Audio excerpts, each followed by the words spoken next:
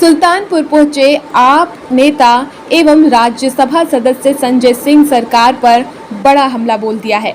एक मामले में जमानत के बाद रिहा होने के बाद संजय सिंह मीडिया से रूबरू हुए और उन्होंने कहा कि संविधान और आरक्षण दो बड़ा मुद्दा है और देश की जनता ने इसी के खिलाफ यूपी में अपना जनादेश दिया है। इसी के विरोध में मौजूदा सरकार, पीएम और दल एक लोग को टारगेट कर रहे हैं। उन्होंने कहा कि अरविंद केजरीवाल, मनीष सिसोदिया, सत्येंद्र जैन जेल में हैं। मुझे भी 6 माह जेल में रखा गया। भारतीय न्यायपालिका के इतिहास में कभी नहीं सुना गया कि बगैर ऑर्डर की कॉपी के हाईकोर्ट से ईडी ने स्टे लिया हो। खुलेआम कानून और जांच एजेंसियों का दुरुपयोग किया जा रहा है। हम लोग अपनी लड़ाई लड़ेंगे। उन्होंने विश्वास जताया कि हाई कोर्ट और सुप्रीम कोर्ट से अरविंद, मनीष और सत्येंद्र को न्याय मिलेगा। वहीं रोजगार के मुद्दे पर सांसद संजय सिंह ने कहा कि रोजगार देश की सबसे बड़ी समस्या है। 144 करोड़ लोगों द्वारा बनाई गई सरकारी कंपनियों को बेचा जा रहा है।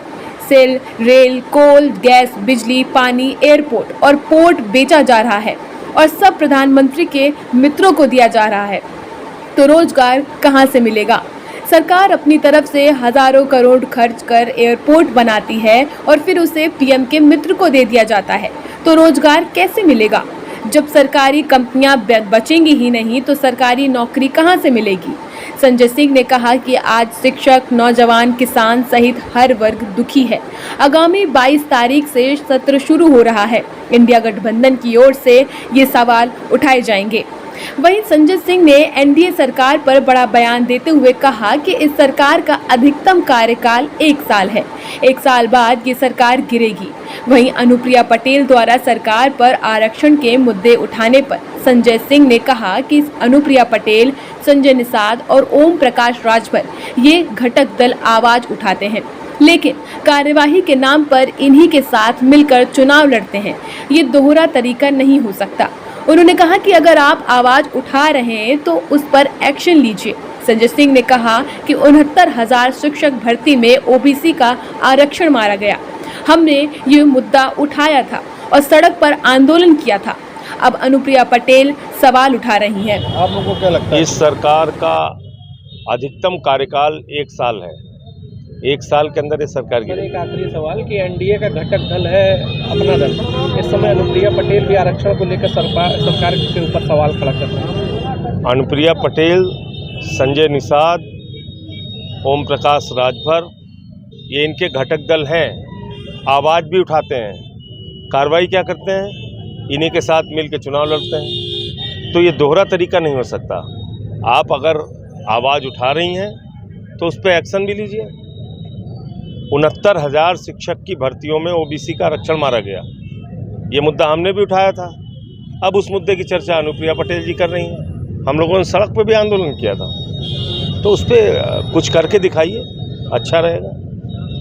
सरकार पे तमाम विपक्षी दल हमलावर हैं। आरक्षण का मुद्दा हो या रोजगार का मुद्दा हो, क्या कहेंगे इस पे सरकार फेल हो रहा है? देखिए, संविधान और आरक्षण ये दो बड़ा मुद्दा है जिसके खिलाफ पूरे देश की जनता ने अपना जनादेश दिया, खास करके उत्तर प्रदेश के लोगों ने। अब दिक्कत ये है कि उसकी वजह से जो मौजूदा सरकार है, जो प्रधानमंत्री जी हैं, उनका दल है, वो लगातार एक व्यक्ति को टारगेट करने पे लगा हुआ है।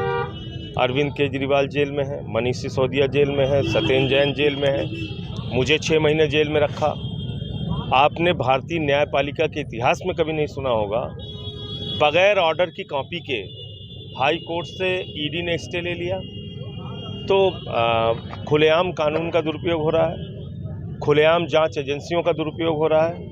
लेकिन हम लोग अपनी लड़ाई लड़ेंगे और मुझे पूरी उम्मीद है कि सुप्रीम कोर्ट से या हाई कोर्ट से जल्द ही केजरीवाल जी को और मनीष सिसोदिया, सत्येंद्र जैन को भी न्याय मिलेगा। युवा इस समय परेशान है रोजगार को लेकर। रोजगार एक बहुत बड़ा मुद्दा है, लेकिन रोजगार देंगे कैसे आप?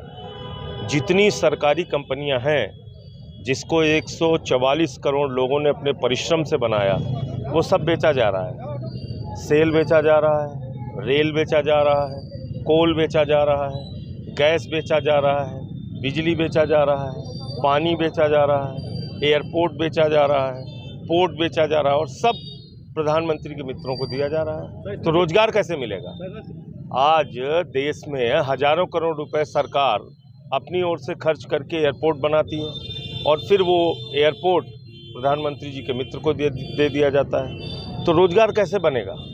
सरकारी नौकरियां कहां से आएंगे जब सरकारी कंपनियां बचेंगी नहीं? तो ये बहुत बड़ा सवाल है। शिक्षक संघ जो है प्रदर्शन कर रहे हैं टेंडर्स में, उस पर क्या कहेंगे? हर वर्ग दुखी है, शिक्षक हो, नौजवान हो, किसान हो, माताएं बहनें हो। तो इसलिए अभी 22 तारीख से संसद का सत्र शुरू हो रहा है और उसमें ये तमाम मुद्दे इंडिया गठबंधन की ओर से हम लोग उठाएंगे। क्या सरकार लगातार